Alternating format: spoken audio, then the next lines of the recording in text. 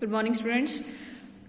Diagrammatic representation का तुम्हें पता लग ही गया था, उसके लिमिटेशंस बता दिए थे कल कि लिमिटेशंस में क्या होता है, उसमें प्रॉपर एस्टीमेट नहीं लगा पाते, लिमिटेड यूज होता है, ज्यादा यूजफुल नहीं होता, मिसयूज भी हो सकता है, कभी कभी फॉल्स प्रोजेक्शंस निकल सकती है। मतलब डायग्राम के थ्रू सिर्फ और सिर्फ डायग्राम से बिना विदाउट एनी थियोरी या without any proper data by comparing the diagrams only we can't find the proper analysis या proper results due to which there will be false projection। false projection का मतलब गलत projection आ सकती है statistical facts की, सिर्फ और सिर्फ जैसे इसने बोला ना, specially in case of advertisement. Advertisements में क्या होता है, डायग्राम रिप्रेजेंटेशन होती है, वो दिखा देते हैं उनके अकॉर्डिंग कि ऐसे ऐसे रिजल्ट है और हो गया, तो उससे गलत आ सकता है, इसमें मिसयूज हो सकता है, ऐसे एनालिसिस में दिक्कत आ सकती है। फिर नेक्स्ट है types of diagrams. Type of diagrams किस टाइप के होते हैं, मतलब मैंने बता दिया कि डायग्राम अपने डाटा को डायग्राम्स में दिखा सकते हो, बट वो किस टाइप के होता है। फर्स्ट होता है bar diagram, second rectangular, pie diagram and pictorial. अब तक तुमने बार ये फर्स्ट थ्री तो पढ़ ही रखे हैं, पिक्टोग्राम्स और कार्टोग्राम्स शायद नहीं किया होगा 12th तक। बार डायग्राम में क्या होता है, ये मोस्ट कॉमन, ज्यादातर हम ये यूज करते हैं। It in this diagram only the length of the bars are taken into the account. हम ये देखते हैं सिर्फ उनकी बार्स की कितनी लेंथ है, उसके अकॉर्डिंग हम बता देते हैं। And the width is adjusted in accordance with the space available and the number of bars to be use. मतलब ये कह रहा है सिर्फ हम ये इनकी जो लेंथ होती है ना, ये मायने रखती है, ये नहीं मायने रखता इतना। विड्थ तो अपने क्वेश्चन के अकॉर्डिंग, अगर कोई चाहे तो वो बड़ा भी बना सकता है, थोड़ा सा चौड़ा कर भी सकता है, विड्थ बढ़ा दे कम कर दे, इस पे कोई डिपेंड नहीं करती, सिर्फ उसकी ये लेंथ डिपेंड करती है, लेंथ बताती है, मेन कंपैरिजन करती है। जैसे एग्जांपल दिया है इसमें, अब इसमें ये बोल रहे हैं कि बार डायग्राम के भी कई टाइप्स होते हैं। सिंपल बार डायग्राम, मल्टीपल बार डायग्राम, सब divided, percentage and deviation. Simple bar diagram तुम पढ़ चुके हो और मल्टीपल भी, ये तीन नए हैं। पहले सिंपल पढ़ लो। सिंपल में क्या होता था, ये रिप्रेजेंट करता है सिर्फ सिंगल वेरिएबल को विद रिस्पेक्ट टू टाइम या ज्योग्राफिकल लोकेशन। अब ये टाइम बता रहा है ना, ईयर है तो टाइम बता रहा है, और ये बता रहा है इतने ईयर में एक पर्टिकुलर स्कूल में कितने स्टूडेंट्स है। अब 1991 में 500 थे, तो लेंथ बता रहा है खाली सीधा।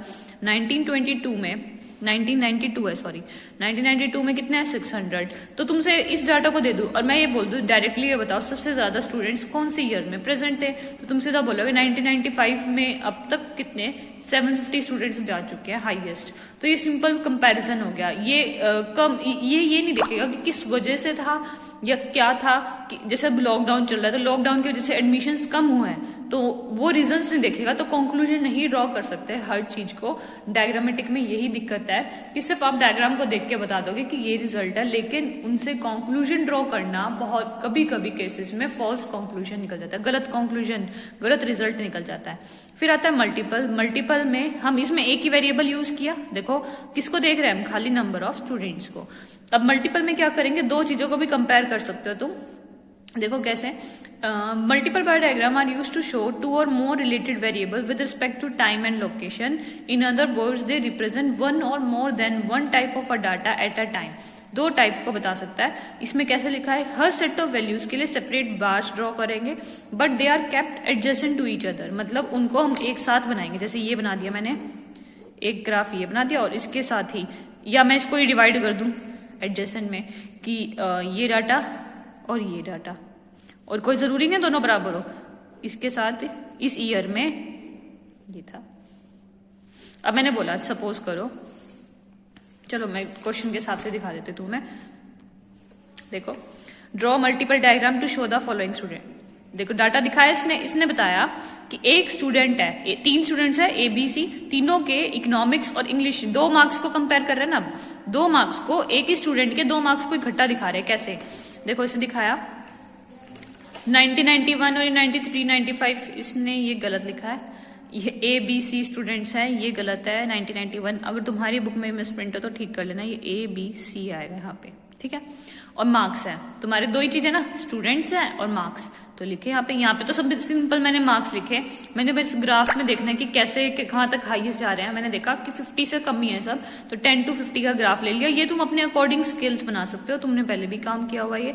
अब 3 स्टूडेंट्स हैं ए बी सी, तो मैंने देखो इधर से अलग से रिप्रेजेंटेशन दिखा दो कि ये जो खाली वाला बार है वो किसके लिए, इकोनॉमिक्स के मार्क्स के लिए, और जो जिसमें हमने लाइन्स लगा रखी है वो कौन सा, इंग्लिश मार्क्स के लिए। अब ए के इकोनॉमिक्स में 40 आए और इंग्लिश में 30, तो ए के लिए दिखा रहे हैं हम यहाँ पे, तो 40 तक बना देंगे और इसके लिए 30 बना देंगे। तो देखो दोनों ग्राफ एक ही स्टूडेंट्स का दोनों का काम कर दिया। तो दो वेरिएबल्स थे, कौन से, इकोनॉमिक्स और इंग्लिश के मार्क्स अलग अलग वेरिएबल थे, हमने दोनों को एक में दिखा दिया। इस टाइप ऑफ बार डायग्राम को क्या बोलते हैं, मल्टीपल बार डायग्राम। सिंपल है यहाँ तक। नेक्स्ट आता है सब डिवाइडेड बार डायग्राम। ये दो तक तो तुम पढ़ ही चुके थे, ये नया है। सब डिवाइडेड बार डायग्राम में क्या करेंगे, या फिर कंपोनेंट बार डायग्राम। पहले इसकी डेफिनेशन पढ़ते हैं। देखो वैसे इसका ग्राफ कैसा होता है, ऐसे एक ही बार के अंदर हम 3 टाइप्स ऑफ ग्राफ दिखा सकते हैं। कैसे दिखाते हैं वो भी बताते हूँ। क्या बोला है, सब divided bar diagrams are used to present the component parts of the aggregate with respect to time और location। ये क्या दिखाते हैं सब डिवाइडेड, ये प्रेजेंट करते हैं कंपोनेंट्स को। कंपोनेंट मतलब उसके जितने भी पार्ट्स हैं या एग्रीगेट्स के पार्ट्स हैं, टाइम के अकॉर्डिंग क्या क्या चेंजेस आए लोकेशन में या टाइम के अंदर। In drawing such diagram, first bar are drawn for the total sum of values of different variables. Then these bars are divided to show the various components of the variable. इसने क्या बोला है कि सबका aggregate बना देंगे इन सब की लेंथ में। देखो कैसे, यहाँ पे क्या दे रखा है, ईयर दे रखा है, इसे बोला फॉलोइंग डाटा है, फूड ग्रेन्स का है। इसको और बोला है क्वेश्चन में कि सब डिवाइडेड बार डायग्राम में बनाना है। तो क्या किया, ईयर 1995, 2 ईयर को बताया, तो एक स्केल तो बना खाली ईयर का 1995 और 1996 का। अब वीट का, राइस, ग्राम, 3 क्रॉप्स थी, तीनों का एड अप किया, टोटल जितना एक लाइन में बन रहा है, कितना बन रहा है, कितना बन रहा है ये 60, और ये कितना बन रहा है टोटल 90 लिया। तो तुमने जो फर्स्ट उसकी जो लेंथ होगी ना वो पूरी कितनी बनेगी, जितनी हाईएस्ट दे रखी है 60 किया, और इसमें कितनी दे रखी है 90, वो 90 बना दी। उसके बाद अब वीट के लिए देखो इन्होंने अलग अलग से बना लिया कि जो ये जो कॉलम्स हैं तुम्हारे, ये जो है ये वीट के लिए डिनोट कर रही हूँ, वर्टिकल लाइंस राइस के लिए और हॉरिजॉन्टल लाइंस ग्राम्स के लिए। तो तुम्हें ऐसे याद रखना है, तुम्हारी आसानी से कुछ भी बना सकते हो डॉट डॉट से। मैं तो बेटर यही कहूंगी, एक जगह वर्टिकल यूज कर लो, एक जगह हॉरिजॉन्टल लाइन और एक जगह डॉट डॉट डॉट, या कुछ भी और बिल्कुल शेडी भी कर सकते हो तुम। ठीक है, तो इसमें क्या किया, वीट कितने की थी 30, तो पहले इसने क्या किया, यहां से लेके यहां तक तो वीट बना दी 30। फिर तुम अपने अकॉर्डिंग 30 प्लस 20 कर दो, 30 प्लस 20 50। तो राइस को कहां तक लेके जाना है, यहां से लेके 50 तक तुम राइस लेके जाओगे, ताकि मतलब एक तरह से क्या है, पहले 30 फिर 30 में 20 प्लस कर दो, 20 राइस उसी लाइन में ऊपर दिखेगा। वो समझ रहे हो कि जितना 30 है और उसके बाद क्या है 20 क्या किया, यहां से नीचे से नहीं बनाना, इसी में एड अप करोगे 20, तो वो कहां तक जाएगा ग्राफ 50। तो यहां से 30 से ऊपर का, 30 से लेके 50 तक का कौन आएगा, राइस। फिर 20 से ऊपर कितना जाना है 10, तो 10 और ऐड कर दो, तो तुम 30 प्लस 50 आ गया। 50 से लेके 60 तक का बनाना है तुम्हें ग्राम। तो तुम्हें ये तुम्हारा बस एक तरह से क्या डायग्राम हो गया, सब डिवाइडेड। मुश्किल नहीं है, सिर्फ एड अप कर करके एक ही कॉलम में ऊपर बनाना है। जैसे सिमिलरली फर्स्ट में तो 45 तक बनाना है, यहां से लेके 45 तक बना दिया। देखो 5 का ये 45 तक, 45 प्लस 30 75। अब 45 से 75 तक तुम क्या बनाओगे, राइस का। 75 प्लस 50 90, तो 75 से लेके 90 तक का तुम बनाओगे ग्राम का। बस ये हो गया तुम्हारा सब डिवाइडेड डायग्राम। इसकी लास्ट लाइन क्या थी, in drawing such diagram first bar are drawn for the total, इसने यही बोला सारे के सारे सम ऑफ डिफरेंट वेरिएबल्स, और ताकि हम अलग अलग कंपोनेंट दिखा सके वेरिएबल का। Different parts of bar must be distinguish bye difference in shades और कलर। तुम अपने अकॉर्डिंग शेड्स भी बना सकते हो, कलर्स की कोई जरूरत नहीं है अपनी तरफ से, बस अलग से डिनोट कर लो। The order of the component of various aggregates on different bar should be same. इसने क्या बोला कि जो ऑर्डर होना चाहिए कंपोनेंट का वेरियस एग्रीगेट्स का ऑन डिफरेंट बार्स में should be same.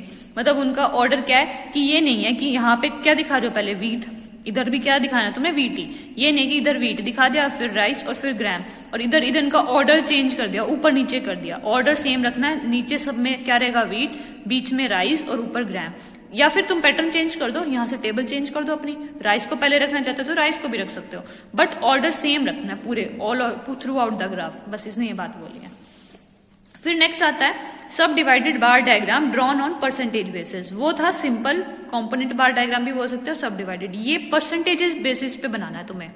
The subdivided bar diagram drawn on percentage basis are those diagrams which are used to present the parts of values aggregate with respect to some characteristics on percentage basis. इसको तुम बनाओगे as a percentage basis. Here the values of the component are express on the percentage of the corresponding. जो हम एक values दे रखी है वो तो ठीक है, बस हम 100 का परसेंटेज निकाल लेंगे इनमें कि इसका टोटल कितना आ रहा है। देखो कैसे करना है। 19 पहले तो तुम ईयर्स देखोगे, 1990 से लेके 91 तक और 91 से 92, तो तुम्हें 2 ईयर्स बनाने, तो एक स्केल तो तुम्हारा बन जाएगा ईयर का, बना लिया।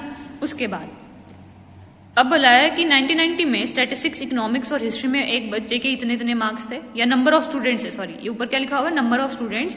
स्टैटिस्टिक्स में कितने थे 25, इकोनॉमिक्स में 40, हिस्ट्री में 35। तो इनकी परसेंटेज कितनी होगी, कैसे निकालते हो, टोटल कितना आया 25 प्लस 40, जैसे तुम्हारे मार्क्स आते हैं हर सब्जेक्ट्स में, तो 25 प्लस 40 प्लस 35, 25 और 35 कितना हुआ 60 प्लस 40, ये तो आ ही गया 100। तो तुम क्या कहते थे, मार्क्स ऑब्टेन्ड, कितने तुम्हारे मार्क्स ऑब्टेन्ड हुए आउट ऑफ टोटल कितने में से, इनटू में 100, ये करते हो ना। तो मार्क्स कितने आए यहाँ पे, मार्क्स की जगह पे स्टूडेंट्स चल रहे, तो 100 ही स्टूडेंट्स हैं, ठीक है। आउट ऑफ कितने हैं, देखो इधर से इन सब का टोटल। अब इसने बोला 100 में से स्टैटिस्टिक्स में कितने हैं 25, तो मैं स्टैटिस्टिक्स का निकालती हूँ 25 बाय 100 इंटू में 100, ये तो सीधा कितना आ गया 25 ही, वो बाय चांस की बात है।